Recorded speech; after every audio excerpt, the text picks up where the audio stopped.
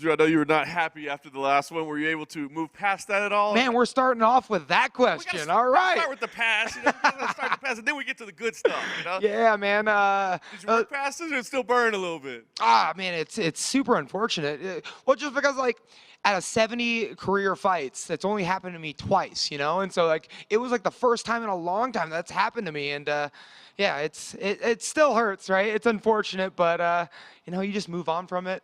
That's it. Well, I was going to ask you, I mean, like, it's this game sometimes, right? Like, it's weird. Like, you wonder, are there lessons you can take out of it, or you just go, well, you go into a firefight, sometimes you get clipped, and that's all you can take out of it. I mean, can you say that, or do you have to say, like, no, we've got to fix something. We got to change something. I mean, you definitely got to fix something. So we had to like, you know, look at that loss and like what caused it.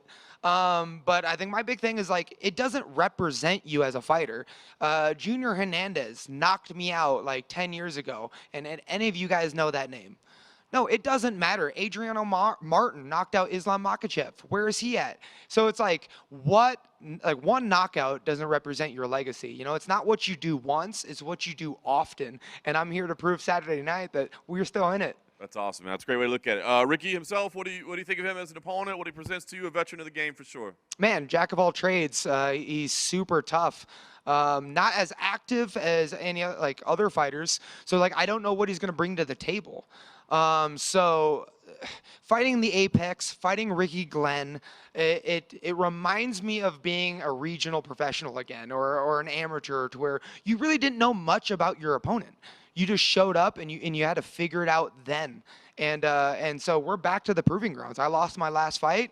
Unfortunate. We got to prove it, you know, who I am to everyone else again. And that's what fighting Ricky Glenn means to me. Do you like that? Do you like that approach? Do you like the idea of maybe not being hyper focused on knowing every move and every pattern that they have? Do you enjoy that more, or is it more of a challenge? I thrive in the chaos, and Ricky's bringing it. So yeah, I'm ready, prepared, polished, and sharpened to be ready for anything he brings to the cage. That's awesome. And you know what a run you're on and all the discussions that are being had. You win this, you get that momentum right back. Do you start talking about rankings, matchups, you know, what it is, or do you kind of wait a little bit to get back into that mindset?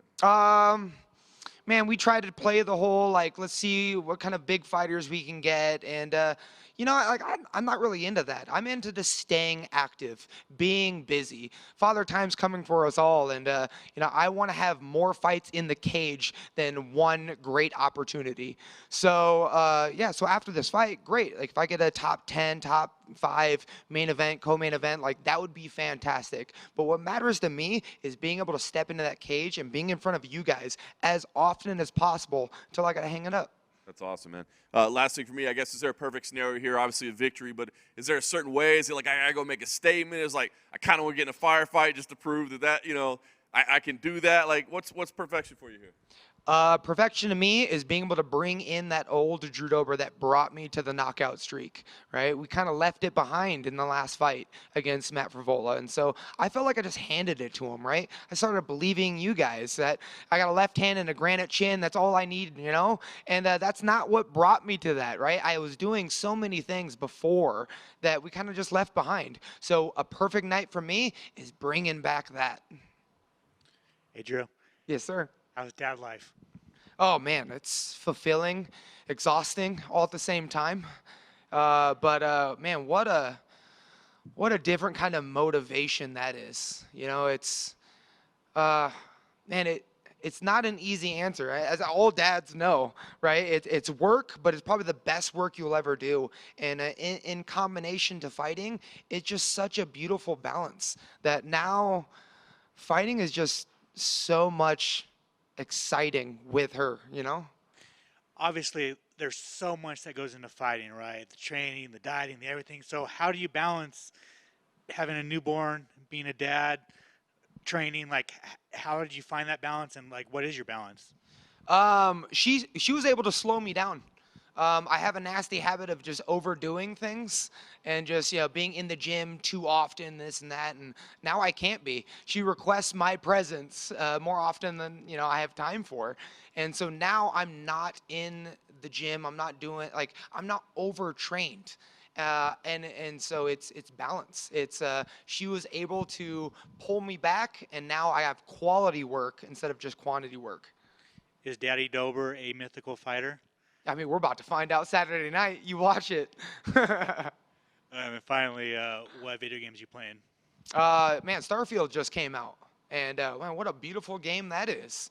And I had no idea that it was actually coming out until I rolled up on Steam, and it was just #1. I was like, oh, so yeah, we've been neck deep in Starfield. Well, as much as I can when the baby goes to bed.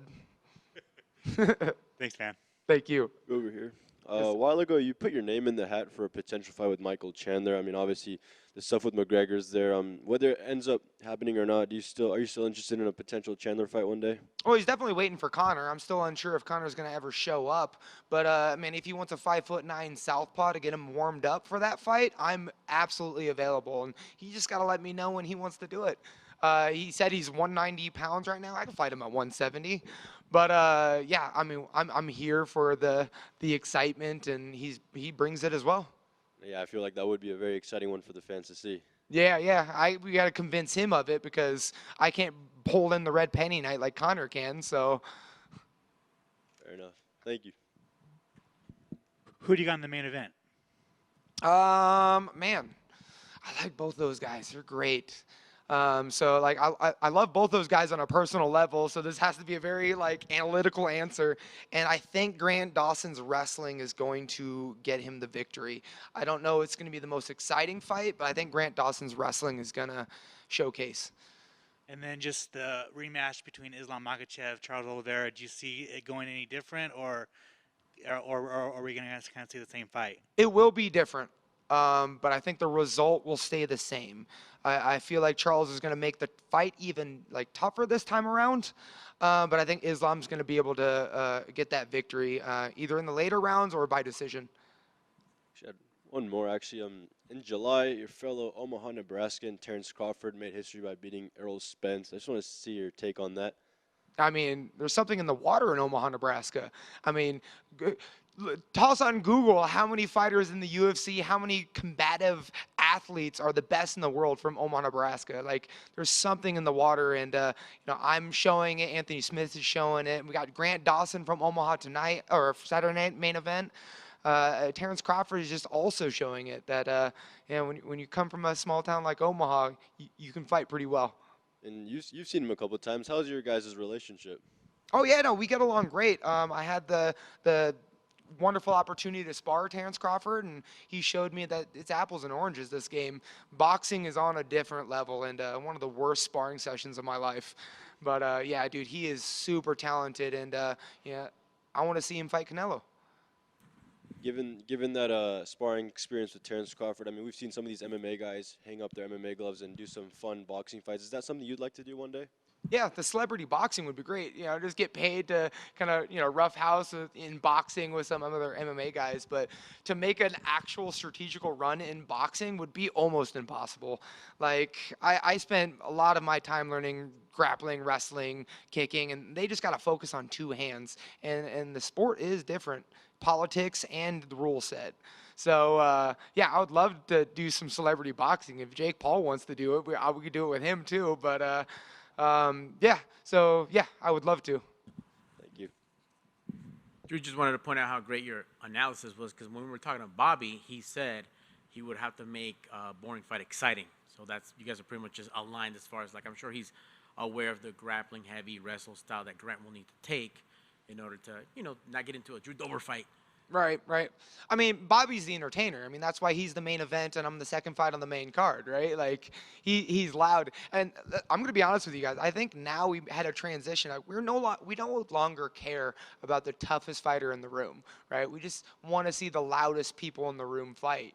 And Bobby's loud on top of being talented. He's just loud. And so that's what got him that opportunity. And so he knows he's the entertainer in this fight, and that's why he has that opportunity. He pretty much skipped over me and went to a main event. And then Grant Dawson knows that he's just a strong wrestler, and yeah.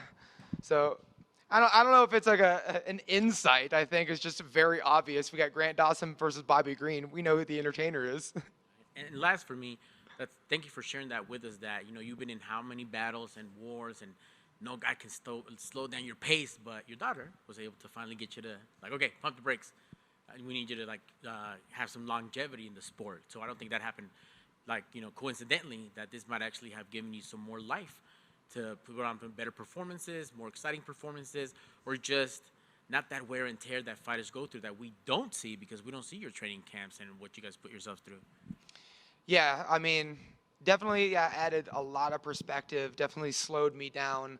In a good Also, yeah, in a great way, such a beautiful way. But yeah, I'm still eager to find out kind of what Daddy Dober is gonna bring, right? And we got this fight on Saturday, and so I'm like right there with you guys. Like I'm excited to see how it's gonna come to fruition, and fights following. I can't say that I know now with a daughter how it's going to play out because we've seen fighters have children and it just didn't work out for them, and so I got to be able to use this in a positive way, and as of now it's been extremely positive. And yeah, longevity, I also think I age pretty well. I look a lot better at 34 than I did at 24. I don't know if you have seen that, but that's pretty bad. So I mean, I think I can go on and be like a Stephen Thompson and try to do this at 42. Who knows though. Sounds good, man. Good luck to Daddy Dober on Saturday. Thank you. Thank you so much, guys.